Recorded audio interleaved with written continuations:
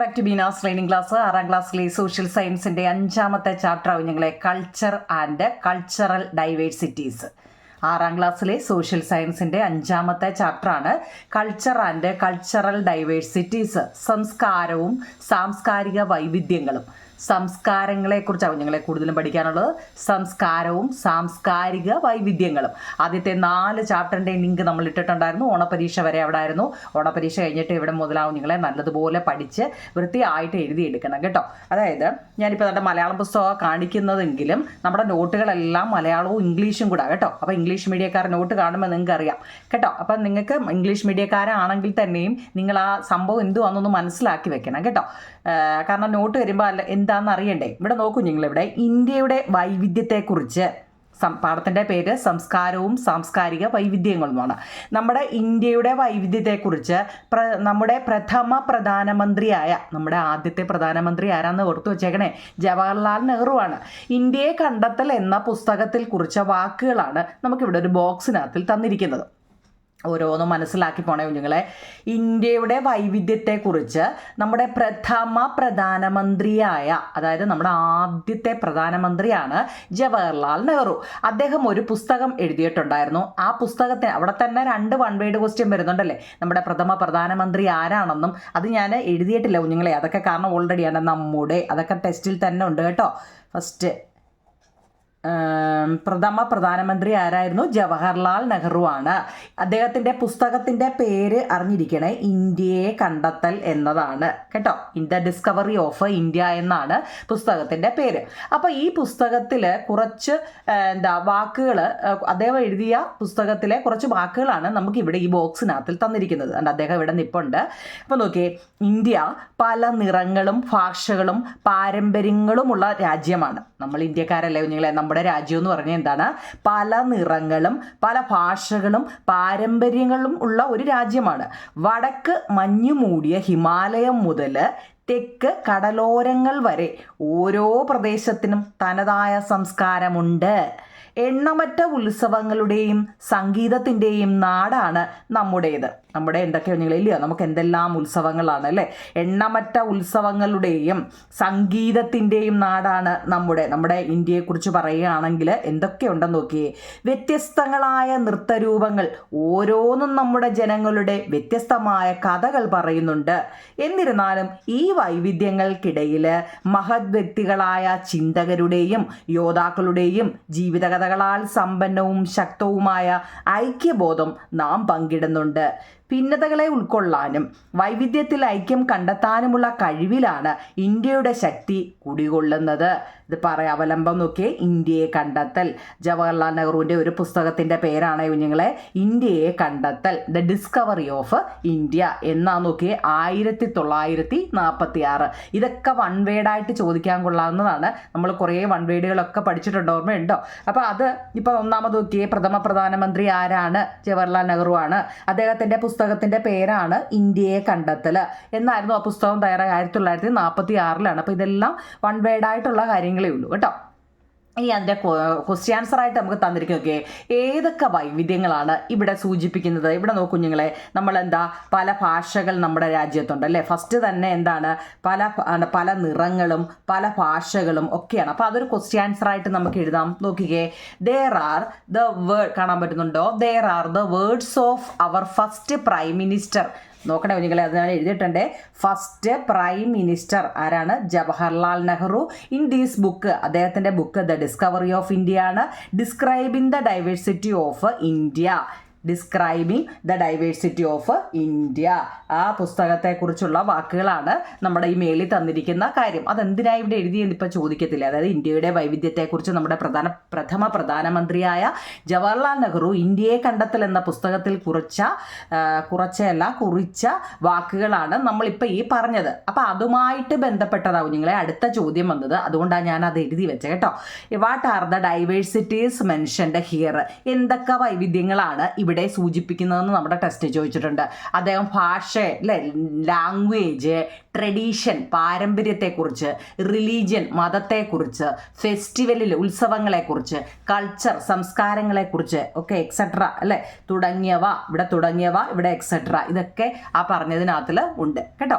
ഒന്നാമത്തെ അപ്പോൾ ഇത് ക്വസ്റ്റ്യൻ ആൻസർ ആയിട്ട് എഴുതണോ എന്ന് ചോദിച്ചു കഴിഞ്ഞാൽ നമ്മുടെ ടെസ്റ്റിൽ അങ്ങനെയാണ് കണ്ടോ ഇത് കൊടുത്തുന്നുണ്ട്, ക്വസ്റ്റ്യൻ മാർക്കുണ്ട്. അപ്പോൾ അതിൻ്റെ ആൻസർ എഴുതാൻ പറഞ്ഞുകൊണ്ടാണ് ഞാനത് എഴുതിയത്. 1 നമ്പർ ഇട്ടിട്ട് അതങ്ങ് എഴുതണേ. ഓക്കെ ആണോ നിങ്ങളെ? അടുത്ത തൊട്ടിപ്പുറത്തെ പേജ് നോക്കിക്കേ, വേണ്ട ഒരു പാട്ടാണ് കൊടുത്തിരിക്കുന്നത്. മിലേ സുർ മേരാ തുമാര തോ സുർ ബെനെ ഹമാര സുർക്കി നദിയാം ഹർ ദിശാസെ ബഹുത്തെ സാഗർ മേ മിലേ. ഇത് പണ്ട് നമുക്ക് ഈ ദൂരദർശനൊക്കെ ഉള്ള നിങ്ങളുടെ അമ്മമാരുടെ അടുത്തൊക്കെ ചോദിച്ചു, നിങ്ങൾക്കൊന്നും അത് അറിയത്തില്ല കാരണം ഇപ്പം എല്ലാം അപ്ഡേറ്റ് ചെയ്തുകൊണ്ടിരിക്കും അല്ലേ. പക്ഷെ പണ്ട് ഞങ്ങളൊക്കെ അപ്പം ടി വി വെക്കുമ്പോഴേ ഈ ഒരു പാട്ട് ഞങ്ങൾക്കൊക്കെ കാണാതറിയാം കേട്ടോ. എല്ലാ വരിയൊന്നും അറിയത്തില്ല, ആദ്യത്തെ എന്തായാലും 2 വരി അറിയാം അല്ലേ. മിലേസുർ മേരാ തുമാര തോസുർ ബെനെ ഹമാര സുർക്കി നദിയാം ഹർ ദിശാസെ ബഹുത്തെ സാഗർ മേ മിലേ. ഇവിടെ എൻ്റെ സ്വരവും നിങ്ങൾ സ്വരവും ഒത്തുചേർന്നു നമ്മുടെ സ്വരമായി എന്ന് പറയുന്നത്. നിങ്ങൾ വേണമെങ്കിൽ ഇത് യൂട്യൂബിലൊക്കെ അടിച്ചു കൊടുക്കാമെങ്കിൽ ഈ പാട്ട് പാടുന്നുണ്ട്, ഇവരൊക്കെയായി പാടുന്നുണ്ടോ, അതൊക്കെ കാണാൻ പറ്റും. ഇവിടെ ഇന്ത്യയുടെ ദേശീയ ഐക്യം ശക്തിപ്പെടുത്തുന്നതിനായിട്ട് നോക്കണേ കുഞ്ഞുങ്ങളെ 1988 രചിക്കപ്പെട്ട മിലേ സുർ മേര എന്ന് തുടങ്ങുന്ന ഗാനത്തിൻ്റെ ഏതാനും വരികളാണ് ഇവ. അപ്പോൾ ഈ പാട്ട് എന്നാണെന്ന് അത് 1 മാർക്കിൻ്റെ 1 വേർഡായിട്ട് ചോദിക്കാൻ കൊള്ളാവുന്നതാണ്. 1 വേർഡ് എല്ലാം നമുക്ക് ലാസ്റ്റിലാണ് കേട്ടോ. 1988 രചിക്കപ്പെട്ട മിലേ സുർ മേര എന്ന ഗാനത്തിൻ്റെ ഏതാനും എന്നാന്ന് നോക്കണേ കുഞ്ഞുങ്ങളെ, ഡേറ്റ് കണ്ടോ. ഓക്കെ, നാനാത്വത്തിൽ ഏകത്വം എന്ന ആശയം ഇംഗ്ലീഷും കൂടെ നോക്കണേ കുഞ്ഞുങ്ങളെ അതിൻ്റെ കേട്ടോ. ഇംഗ്ലീഷ് നോക്കണേ. നാനാത്വത്തിൽ ഏകത്വം എന്ന ആശയം പ്രതിഫലിക്കുന്ന വിവിധ ഭാഷകളിലെ വരികൾ കോർത്തിണക്കി തയ്യാറാക്കിയതാണ് ഈ ഗാനം. എന്തൊക്കെ കോർത്തിണക്കി ഈ വിവിധ ഭാഷകളിലെ പല ഭാഷകളിലെ വരികൾ കോർത്തിണക്കി തയ്യാറാക്കിയ പാട്ട് ഏതാണെന്നാ പറഞ്ഞത്? മിലേ സുർ മേരാ തുമാര അല്ലേ. അത് നാനാത്വത്തിൽ ഏകത്വം എന്ന ആശയം എന്ന് വെച്ചാൽ എല്ലാവരും ഒരുപോലെ എന്ന ആശയമാണ് ഇവിടെ പറയുന്നത് കേട്ടോ. വ്യത്യസ്ത നദികൾ ഒരൊറ്റ സമുദ്രത്തിൽ ലയിക്കുന്നത് പോലെ, പല നദികൾ വന്ന ഒരൊറ്റ സമുദ്രത്തിൽ ലയിക്കുന്നത് പോലെ വ്യത്യസ്ത മനുഷ്യരും സംസ്കാരങ്ങളും ആശയങ്ങളും കൂടിച്ചേരുമ്പോൾ മനോഹരമായ ഒരുമയുണ്ടാകുന്നു എന്നതാണ് ഈ ഗാനത്തിൻ്റെ സന്ദേശം.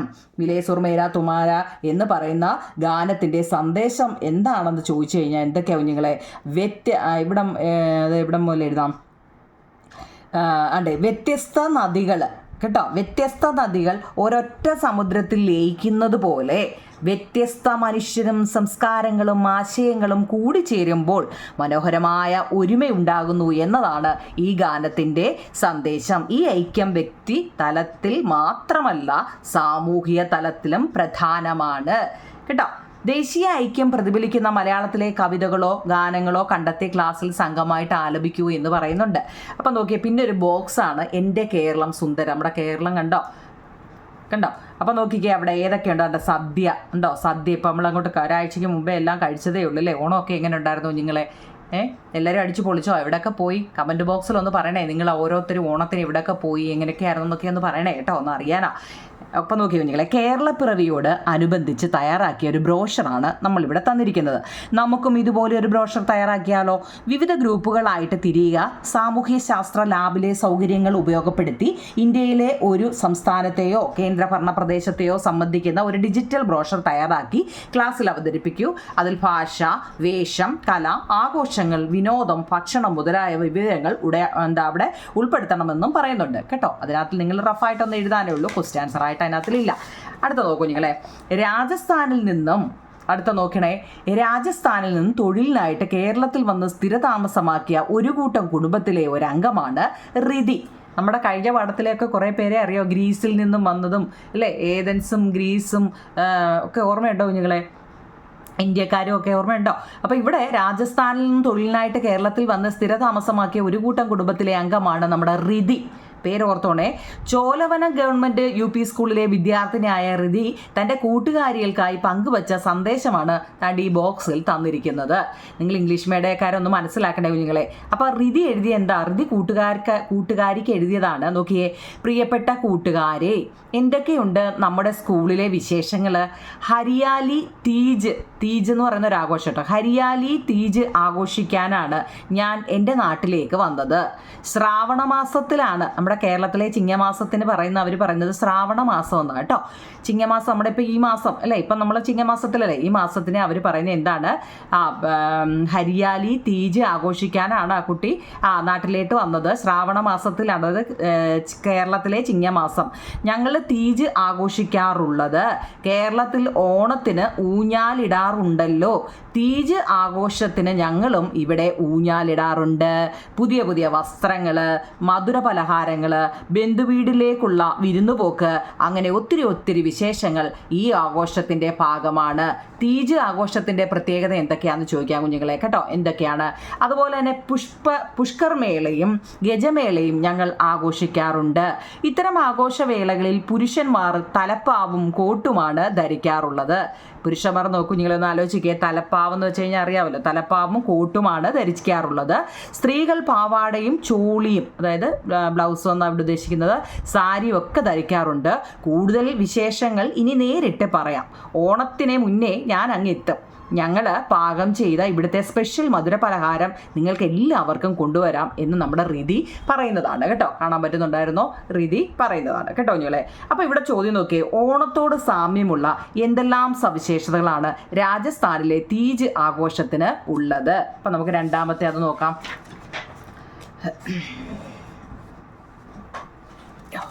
രണ്ടാമത്തെ നോക്കിയോ നിങ്ങളെ, what are the similar features are there between the Onam festival in Kerala and the Teej festival in Rajasthan?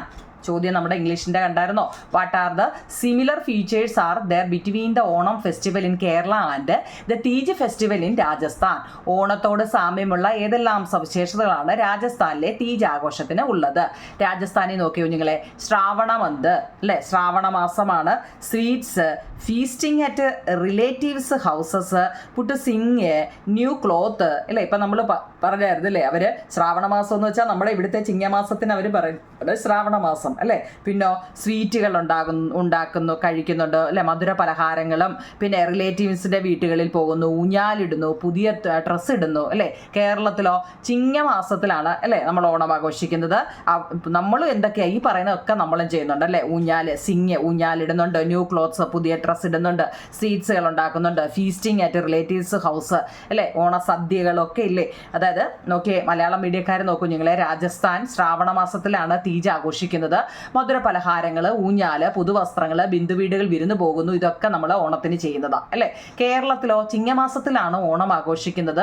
നമ്മളും എന്താണ് ഈ രാജസ്ഥാൻകാർ ചെയ്യുന്നതൊക്കെ നമ്മളും ചെയ്യുന്നുണ്ട് അല്ലേ. പുതുവസ്ത്രങ്ങൾ, ഊഞ്ഞാല്, മധുര പലഹാരങ്ങൾ, ബന്ധുവീടുകളിൽ പോകുന്നു, ഇതെല്ലാം നമ്മളും ചെയ്യുന്നുണ്ട് കേട്ടോ. അത് ടെസ്റ്റിലെ ചോദ്യമാണ്. ഇനി അതിൻ്റെ തൊട്ട് താഴെ നോക്കിയേ, കേരളത്തിൽ നിന്നും വ്യത്യസ്തമായ ഏതെല്ലാം സവിശേഷതകളാണ് രാജസ്ഥാനിൽ കാണാൻ കഴിയുന്നത്? ഇനി നമ്മൾ കേരളവും രാജസ്ഥാനും തമ്മിലുള്ള ഒരു ഡിഫറൻസ് ആവും. കേരളത്തിൽ നിന്ന് വ്യത്യസ്തമായ എന്തെല്ലാം സവിശേഷതകളാണ് രാജസ്ഥാനിൽ കാണാൻ കഴിയുന്നത്? നോക്കാം. ഈ ചോദ്യമാണ്, what are the features found in Rajasthan that are different from Kerala? നോക്കൂ നിങ്ങളെ, രാജസ്ഥാനിൽ പുഷ്കർ മേളയുണ്ട്, പിന്നെ ഗജമേളയുണ്ട്, മാർഷൽ ബ്ലിസ് ലവ്, മാർഷൽ എന്ന് വേണേൽ പറയട്ടോ, മാർഷൽ ബ്ലിസ് ലവ് ഡിവോഷൻ, അത് വേണമെങ്കിൽ നിങ്ങൾ പറ്റുന്നില്ലെങ്കിൽ വിട്ടേരെ. ഇത് രണ്ടും എന്താ, അതായത് നമ്മുടെ ശിവനെയും പാർവതിയും ഏറ്റവും കൂടുതൽ ആ ഒരു സമയത്താണ് എന്താ ഇവർ അവരുടെ സ്നേഹത്തെ, അവരുടെ തങ്ങളിലുള്ള ആ ഒരു സ്നേഹത്തെ കുറിച്ചാണ് ഇവിടെ പറയുന്നത് കേട്ടോ. Devotion between Parvati and Shiva. ഇനി കേരളത്തിലോ ബോട്ട് റേസ് ഉണ്ട്, ഫ്ലവർ കാർപ്പറ്റ് ഉണ്ട്. ഫ്ലവർ കാർപ്പറ്റ് എന്ന് ഉദ്ദേശിക്കുന്നത് നമ്മുടെ പൂക്കളത്തിനെയാണ് കേട്ടോ. സെലിബ്രേറ്റഡ് 10 years, 10 ദിവസമാണ് നമ്മൾ ഓണം ആഘോഷിക്കുന്നത്. ഹോം കമ്മിങ് ഓഫ് മഹാബലി അല്ലേ. പുഷ്കർമേള, ഗജമേള, ശിവനും പാർവതിയും തമ്മിലുള്ള ഒരു പ്രണയഭക്തിയാണ് അവിടെ ഉദ്ദേശിക്കുന്നത്.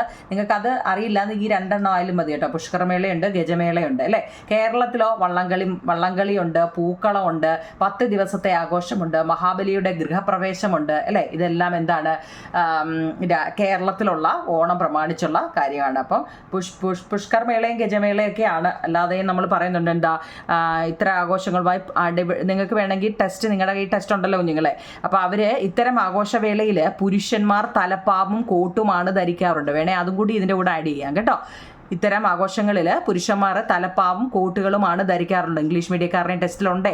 സ്ത്രീകൾ പാവാടയും ചോളിയും സാരിയും ബ്ലൗസും ഒക്കെയാണ് അല്ലേ. നമ്മൾ ഓണത്തിന് സെറ്റ് സാരിയും ബ്ലൗസും ഒക്കെ ഇട്ടായിരുന്നു അല്ലേ. ഓക്കെ, അതാണ് അതിൻ്റെ ആൻസർ. അത് മൂന്നാമത്തെ ചോദ്യം.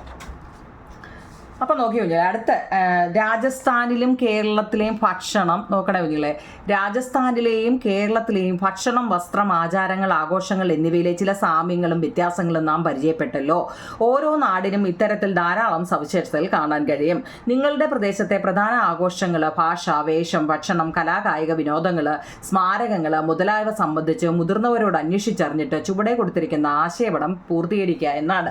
ഇവിടെ ഒരു ബോക്സ് കൊടുത്തിട്ടുണ്ട്, എൻ്റെ നാട് എന്ന് പറയുന്നത് കേട്ടോ. നമുക്ക് നിങ്ങൾ അവനവൻ്റെ എഴുതി വെച്ചാൽ മതി. ഞാനിത് എഴുതിയെന്ന് വിചാരിച്ച് നിങ്ങൾ അത് എഴുതണമെന്നില്ല. നമ്മുടെ സാധാരണ ഭക്ഷണമാണ് ചോറ്, മീൻകറി, ചിക്കൻ കറി, ഇങ്ങനെയൊക്കെയുള്ളത്, അവിയൽ, തോരന് അല്ലേ, ഇങ്ങനെയൊക്കെയുള്ളതെല്ലാം നമ്മുടെ സാധാരണ ഭക്ഷണമാണ്. നിങ്ങൾക്ക് ഇഷ്ടമുള്ള അത് എഴുതിയാൽ മതി. ക്ലോത്തിങ്, വേഷം എന്ന് വെച്ച് കഴിഞ്ഞാൽ എന്താ, സാരി, ഇപ്പം എല്ലാം ചുരിദാറുകളാണ് അല്ലേ, സാരി, ഷർട്ട്, മുണ്ട്, ചുരിദാർ അല്ലേ, അത് അവനവന് ഇഷ്ടമുള്ള നമ്മുടെ പ്ലേസിലെ, നമ്മുടെ ആ സ്ഥലത്തെ അല്ലെ നമ്മുടെ നാടിൻ്റെ വിശേഷമാണ് പറയുന്നത്. ഇതൊക്കെ സാധാരണ നമ്മളെല്ലാം ഉപയോഗിക്കുന്നതാണ്. ലാംഗ്വേജ്, ഭാഷ കൂടുതലും നമ്മൾ മലയാളമാണ് ഉപയോഗിക്കുന്നത് അല്ലേ. വേണേൽ ഇംഗ്ലീഷ് വേണേൽ എഴുതാം അല്ലേ, ഹിന്ദി വേണേൽ എഴുതാം. അത് കൂടുതലായിട്ട് ഉപയോഗിക്കുന്നത് നമ്മൾ മലയാളമാണ് അല്ലേ. ഫെസ്റ്റിവൽ, ആഘോഷങ്ങൾ ഏതാ, ഓണം അല്ലേ, ഓണമാണ് ആദ്യത്തെ. പിന്നെ ക്രിസ്മസ് ആഘോഷിക്കുന്നുണ്ട്, വിഷു ഉണ്ട്. പിന്നെ വിനോദം, എൻ്റർടൈൻമെൻറ്റുകൾ ഏതൊക്കെയാണ്, നമ്മൾ തിരുവാതിര കളിയുണ്ട്, മാർഗം കളിയുണ്ട്, പിന്നെ ഇപ്പം എല്ലാം സിനിമാറ്റിക് ഡാൻസുകളുണ്ട് അല്ലേ, ഇപ്പം എന്തെല്ലാം പരിപാടികളാണ്. പിന്നെ മോണുമെൻറ്റ്സുകൾ, നിങ്ങളുടെ പ്രദേശത്ത് ഏതെല്ലാം നിങ്ങളുടെ നാട്ടിലെ പ്രധാനപ്പെട്ട സ്മാരകങ്ങളും എല്ലാം ഉണ്ടെങ്കിൽ അത് എഴുതണം കുഞ്ഞ് കേട്ടോ. നമ്മുടെ പത്തനംതിട്ട ജില്ലയിൽ എന്തൊക്കെയുണ്ടെന്ന് പത്തനംതിട്ട ജില്ലക്കാരെഴുതണം. കൊല്ലം കേട്ടോ, കൊല്ലംകാർക്കാണെങ്കിൽ പുനലൂർ പാലമുണ്ട് കുഞ്ഞുങ്ങളെ, വേലുത്തമ്പി ദളവയുടെ ഉണ്ട് കേട്ടോ. ഓരോ ജില്ലയ്ക്കും അതിൻ്റേതായ ഉണ്ട് കേട്ടോ. പിന്നെ ഡാമുകളുണ്ട് അല്ലേ, ഡാമുകൾ, നമ്മൾ പത്തനംതിട്ട ഒരുപാട് ഡാമുകളുണ്ട്. അപ്പോൾ അതൊക്കെ വേണമെങ്കിൽ നമുക്ക് എഴുതാൻ പറ്റും. അവനവന് ഇഷ്ടമുള്ള അത് എഴുതാനാണ് കേട്ടോ, ഓപ്ഷനാണ്. അതുകൊണ്ടാണ് ഞാനത് ഈ പാഠത്തിലെ ഏറ്റവും പ്രധാനപ്പെട്ട കാര്യത്തിലോട്ടാണ് നമ്മൾ പോകുന്നത്. അപ്പം ഇവിടെ നോക്കി, എൻ്റെ നാട് എന്ന വിവരണത്തിൽ നാം ഉൾപ്പെടുത്തിയിരിക്കുന്ന സവിശേഷതകൾ നമ്മുടെ നാടിൻ്റെ സംസ്കാരത്തെ കുറിക്കുന്നു. എന്താണ് ഈ സംസ്കാരം എന്നാണ് നമ്മൾ ഇനി പഠിക്കാൻ പോകുന്നത്. നമ്മുടെ ഭക്ഷണം, വേഷം, ഭാഷ തുടങ്ങിയവ ചേർന്നാണ് നമ്മുടെ സംസ്കാരം രൂപപ്പെടുന്നത്. നാം ചിന്തിക്കുകയും പ്രവർത്തിക്കുകയും ചെയ്യുന്ന രീതിയും സംസ്കാരത്തിൻ്റെ ഭാഗമാണ്. സമൂഹത്തിലെ അംഗങ്ങൾ എന്ന നിലയിൽ നമുക്ക് പരമ്പരാഗതമായി ലഭിക്കുന്നതാണ് സംസ്കാരം. മനുഷ്യരുടെ എല്ലാ നേട്ടങ്ങളെയും സംസ്കാരം എന്ന് പറയാം. സംസ്കാരം എന്നാൽ കൾച്ചർ. ചിലപ്പോൾ നമ്മൾ ഈ സംസാരിക്കുമ്പോൾ ഓരോരുത്തർ പറയും അല്ലേ, അങ്ങോട്ടും ഇങ്ങോട്ടും പറയും, നിനക്ക് സംസ്കാരമില്ല, നിനക്ക് കൾച്ചർ എന്ന് പറയുന്നൊരു സാധനമേ ഇല്ല എന്നൊക്കെ നിങ്ങൾ ശ്രദ്ധിച്ചിട്ടുണ്ടോ? ഇവന് അല്ലെങ്കിൽ ഇവക്ക് കൾച്ചർ എന്ന് പറയുന്നൊരു സാധനമേ ഇല്ല എന്ന് വെച്ചാൽ എന്താ, അതിനെക്കുറിച്ചാണ് നമ്മൾ ഇനി പഠിക്കാൻ പോകുന്നത്. അപ്പോൾ ഈ ചാപ്റ്ററിലെ ഏറ്റവും പ്രധാനപ്പെട്ട ചോദ്യം നിങ്ങൾ എന്താണ് കൾച്ചർ അല്ലെങ്കിൽ സംസ്കാരം? കാരണം നമ്മുടെ പാഠത്തിൻ്റെ പേരേ ഇതാ അല്ലേ. നോക്കിയേ, culture is that complex whole which include knowledge, belief, art, moral, law, custom and any other capabilities and habits എന്താ acquired ആട്ടോ acquired by man as a member of society. അവനോട് ടെസ്റ്റിൽ കിടപ്പുണ്ട് കൾച്ചർ എന്ന് വെച്ചാൽ എന്താണെന്ന് കേട്ടോ. സംസ്കാരം എന്നാൽ എന്താണ്? സംസ്കാരം, culture is that complex whole which includes knowledge. ഓരോ വാക്ക് ഞാൻ എടുത്ത് പറയുന്നുണ്ടോ നിങ്ങൾ കേട്ടോ. ഹോൾ കേട്ടോ, which includes knowledge, belief, art, morals, law, customs and any other capabilities എന്ന് പറഞ്ഞാൽ മതി, and habits acquired by man as a member of a society. നമ്മുടെ സമൂഹത്തിലെ ഒരംഗം എന്ന നിലയിൽ, നമ്മളെല്ലാം സമൂഹത്തിലെ ഓരോ അംഗങ്ങളല്ലേ, ആ നിലയിൽ നമ്മൾ മനുഷ്യനാർജിച്ച എന്തൊക്കെയാണ്? നോളജ് എന്ന് വെച്ചാൽ വിജ്ഞാനം, അറിവ്, ബിലീഫ് എന്ന് വെച്ചാൽ വിശ്വാസം, ആർട്ട് എന്ന് വെച്ചാൽ കലയാണ്, മോറൽസ് എന്ന് വെച്ചാൽ എന്താ? സദാചാരങ്ങൾ എന്ന് പറയാം അല്ലേ. ലോ എന്ന് വെച്ചാൽ നിയമങ്ങൾ, കസ്റ്റംസ് എന്ന് വെച്ചാൽ ഇവിടെ സമ്പ്രദായങ്ങളാണ്. ഇനി അതർ കേപ്പബിലിറ്റീസ്, മറ്റെന്തെങ്കിലും കഴിവുകൾ അല്ലെങ്കിൽ ഹാബിറ്റുകൾ, ശീലങ്ങൾ എന്നിവയെ സക്വേഡ് ബൈ എ മാൻ, സങ്കീർണമായിട്ട് ആകെത്തുകയെ പറയുന്നതാണ് സംസ്കാരം എന്നത്. ഇത് ഈ പാഠത്തിലെ ഏറ്റവും, കാരണം എന്താ, പാഠത്തിൻ്റെ പേര് എൻ്റെ കൾച്ചറാണ്. അപ്പോൾ അതിൻ്റെ ഏറ്റവും പ്രധാനപ്പെട്ട ഒരു ക്വസ്റ്റ്യൻ ആണ് നിങ്ങളെ, എന്താണ് കൾച്ചർ? വായിക്കാൻ പറ്റുന്നുണ്ടല്ലോ. സമൂഹത്തിലെ ഒരു അംഗം എന്ന നിലയിൽ മനുഷ്യർ ആർജിച്ച വിജ്ഞാനം, വിശ്വാസം, കല, സദാചാരങ്ങൾ, നിയമം, സമ്പ്രദായങ്ങൾ, മറ്റു കഴിവുകൾ, ശീലങ്ങൾ എന്നിവയുടെ സങ്കീർണമായ ആകെത്തുകയാണ് സംസ്കാരം എന്ന് പറയുന്നത്. ഓക്കെ ആണോ കുഞ്ഞുങ്ങളെ? അപ്പോൾ അത് 5ാമത്തെ ക്വസ്റ്റ്യൻ ആണ് കേട്ടോ. 5ാമത്തെ. അതിനെ സംസ്കാരമാണ് മനുഷ്യരെ മറ്റു ജീവജാലങ്ങളിൽ നിന്നും വ്യത്യസ്തമാക്കുന്നത്. ഓരോ വ്യക്തിയും ഓരോ സാംസ്കാരിക പശ്ചാത്തലത്തിലാണ് ജനിക്കുന്നത്. സാമൂഹീകരണ പ്രക്രിയയിലൂടെയാണ്, അതായത് സോഷ്യലൈസേഷൻ, ഓരോ വ്യക്തിയും സ്വന്തം സംസ്കാരം ആർജിക്കുന്നത്. അപ്പോൾ അതിനകത്തിൽ എന്താണ് ഈ സാമൂഹീകരണം എന്ന് പറഞ്ഞല്ലോ? എന്തോ നിങ്ങൾ ഈ സോഷ്യലൈസേഷൻ എന്ന് വെച്ച് കഴിഞ്ഞാൽ ഇനി നമ്മൾ അതാ പഠിക്കുന്നത്, പ്രധാനപ്പെട്ടതാണ് തരുന്നത് കേട്ടോ. Socialization is the learning process through which we learn how to behave and interact within the society we live in. ഓരോ വാക്ക് ഞാൻ എടുത്ത് പറയുന്നുണ്ട്, വായിക്കാൻ എന്തെങ്കിലും ബുദ്ധിമുട്ടുണ്ടെങ്കിൽ നോക്കണേ. സോഷ്യലൈസേഷൻ എന്നാണ് കേട്ടോ.